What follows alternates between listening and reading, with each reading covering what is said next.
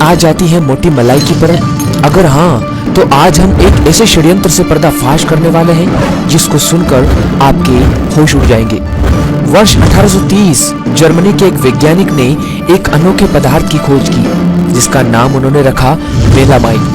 ध्यान से समझिए दोस्तों, सीमेंट जैसा दिखने वाला सफेद रंग का यह पाउडर बहुत चमत्कारी था। जैसे ही इसे वैज्ञानिकों ने फॉर्मल्डिहाइड के साथ मिलाया और बहुत अधिक ताप पर गर्म किया तो यह पदार्थ एक मोल्डेबल मटेरियल में बदल गया जो वर्चुअली अनब्रेकेबल था। फिर इस पदार्थ को अपने हिसाब से साँचों में ढालकर विभिन्न उद्योगों जैसे प्लास्टिक उद्योग, खाना खाने के बर्तन, चाय के कप और फ्लोर की चमकदार टाइल्स बनाने के लिए प्रयोग किया जाने लगा। दुष्ट बुद्धि इंसान ने धीरे धीरे पता कर लिया कि मेलामाइन में 67% नाइट्रोजन होती है।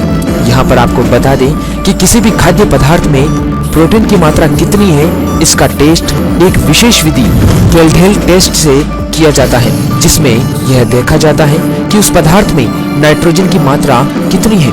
अधिक नाइट्रोजन मतलब खाद्य पदार्थ में प्रोटीन की मात्रा अधिक है।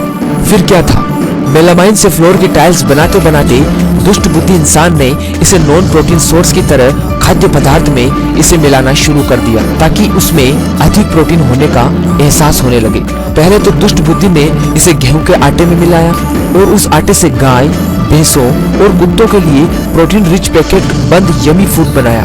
पर लैब में जब इस एक हाई प्रोटीन डाइट को टेस्ट किया जाता तो उसमें मेलामाइन की मिलावट के कारण खूब नाइट्रोजन मिलती, जिससे लगता कि वास्तव में भर भर के प्रोटीन है इसमें। तो मेलामाइन मिला खाना खा खाकर कितनी गाय मरी होगी इसका डाटा तो पूरी दुनिया में किसी के पास नहीं, किंतु मेलामाइन मिला पशुओं का प्रोटीन रिच फूड अमेरिका में खूब पकड़ा गया और बाद में 2010 के दौर में इस पर बैन भी लगा। अब भारत तो भारत है, यहाँ तो कंकड़ हजम, पत्थर हजम, किसी पर कुछ फर्क नहीं पड़ता। पशु पूरी दुनिया में कम से कम 1 दशक तक मेलामाइन मिला खाना खाते रहे और यह जहर खाकर मरते रहे। किंतु वर्ष 2008 में दुष्ट बुद्धि को नया आइडिया आया। दुष्ट बुद्धि ने सोचा कि पशु ही क्यों, दूध पीने वाले छोटे बच्चे के यमी मिल्क पाउडर में भी तो इसे मिलाया जा सकता है और बच्चों के लिए इसे खरीदते भी ज्यादा है, तो क्यों ना मेलामाइन को डायरेक्ट ड्राई मिल्क फॉर्मूला में मिलाया जाए ताकि उसमें खूब प्रोटीन पड़ी हुई दिखाई दे। बस दुष्ट बुद्धि ने इसे इन्फेंट मिल्क पाउडर में मिला दिया और खूब प्रचार किया कि यह दूध का पाउडर प्रोटीन से भरपूर है। लैब में जब इस पाउडर को टेस्ट किया गया तो उसमें खूब नाइट्रोजन मिली। लैब भी चकमा खा गई और दूध बाजार में उतर गया। सबसे पहले यह दूध मिलावटखोरों के सरदार चीन में उतारा गया, किंतु जब इस मेलामाइन मिले दूध को पी कर चीन के 3 लाख से अधिक बच्चे एक साथ बीमार पड़ गए तो सन 2008 में चीन सरकार ने इस मिलावटखोरी को पकड़ लिया। इतिहास में इस घटना को 2008 चाइनीज मिल्क स्कैंडल के नाम से जाना जाता है। आप लोग गूगल करके पढ़ सकते हैं। दूसरे कई देशों में भी इस तरह का मिल्क बिकता हुआ मिला, पर सभी जगह की सरकार ने इसे पकड़ लिया। दुष्ट बुद्धि को पता चल चुका था कि अब अमेरिका, चीन जैसे देशों में उसकी दाल गलने वाली नहीं है। तब उसने भारत का रुख लिया। भारत में आज तक कितने दूध मुँहे बच्चों ने यह फेक प्रोटीन युक्त दूध पिया किसी को कुछ नहीं पता, क्योंकि किसी ने आज तक इसका टेस्ट ही नहीं किया।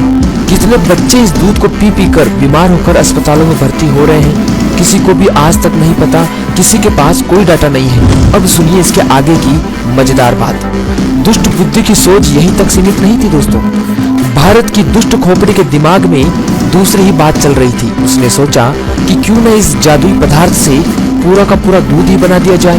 तो उसने दूध लिया और उसमें पानी मिलाया, पर पानी मिलाने से तो उसमें प्रोटीन की मात्रा कम हो गई, जिसे लैब में टेस्ट करके पकड़ लिया जाता। दुष्ट बुद्धि को पता था कि मेलामाइन को अगर इस पानी मिले दूध में मिला दिया जाए तो मेलामाइन से नाइट्रोजन निकलेगी, जो लैब में किए जाने वाले प्रोटीन टेस्ट को चकमा दे देगी और लगेगा कि दूध में उतनी ही प्रोटीन है जितनी होनी चाहिए। पर भाई वसा भी तो कम हो जाएगी। इसका समाधान दुष्ट खोपड़ी ने सुअर, गाय, भैंस इत्यादि की चर्बी मिलाकर कर दिया। तो लो जी, हो गया सफेद सफेद प्रोटीन रिच दूध तैयार। कोई माई का लाल नहीं बता पाएगा कि इसमें प्रोटीन नहीं, मेलामाइन नाम का जहर मिला हुआ है। वही जहर जिससे बनती है फ्रेश की टाइल्स। पर दोस्तों हद तो तब हो गई जब भारत की खाद्य नियंत्रण संस्था FSSAI ने वर्ष 2016 में एक कानून बनाकर भारत में बिकने वाले दूध में मेलामाइन को लीगल कर दिया। आज सूखे दूध का इन्फेंट फार्मूला बनाने वाली कोई भी कंपनी अपने सूखे दूध में 1 मिलीग्राम मेलामाइन मिला सकती है। लिक्विड इन्फेंट फॉर्मूला जैसे कि लिक्विड दूध में यह परमिशन 0.15 मिलीग्राम लीटर और अन्य खाद्य पदार्थ में 2.5 मिलीग्राम केजी के हिसाब से मेलामाइन नाम का जहर मिलाने की खुली परमिशन है। दोस्तों, क्या मजबूरी थी एफएसएसआई ने दूध और इन्फेंट मिल्क पाउडर में इस जहर को मिलाने की परमिशन क्यों दी, यह तो एफएसएसआई ही जाना। पर परमिशन के ऊपर पैकेट में बिकने वाले दूध में कितना मेलामाइन वास्तव में डाला जा रहा है, इसका डाटा शायद ही किसी के पास हो। पर आजकल आपने देखा होगा पैकेट के दूध में बहुत मोटी मलाई की परत आती है। यह मलाई नहीं, फ्लोर की टाइल्स बनाने वाला सफेद मेलामाइन है। मेडिकल साइंस में भी यह प्रूव हो चुका है कि मेलामाइन एक बहुत ही खतरनाक किस्म का जहर है। इसकी माइक्रोग्राम मात्रा भी किडनी की कोशिकाओं को डैमेज कर नष्ट कर देती है। इससे किडनी फेल हो जाती है और तमाम तरह की अन्य बीमारियां लग जाती हैं।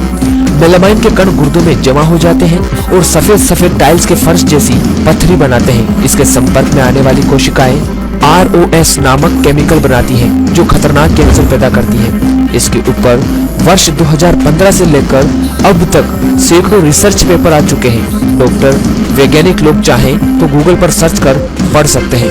दोस्तों, आपके हमारे दूध मुहे बच्चों के ऊपर यह लीगल जहर खाकर क्या असर पड़ रहा होगा, आप सोच सकते हैं। जब दूसरे देशों में यह बैन हो सकता है तो हमारे देश में क्यों नहीं। दोस्तों, अगर हमको अपने बच्चों और खुद को इस जहर से बचाना है तो हमें इस जहर के खिलाफ आवाज उठानी होगी और इसे हमारे देश में जितने भी खाए या पिए जाने वाले खाद्य पदार्थ में इसके इस्तेमाल पर पूर्ण रूप से प्रतिबंध लगाने के लिए आवाज उठानी चाहिए। तो दोस्तों, एक बार फिर साथ हो जाइए इस मिशन में और हर एक व्यक्ति तक इस वीडियो को पहुंचाए ताकि वो मेलामाइन के इस सफेद जाल से बाहर निकल सके। ये मिशन आपके बिना संभव नहीं है, इसलिए हर एक मित्र वीडियो को शेयर करें।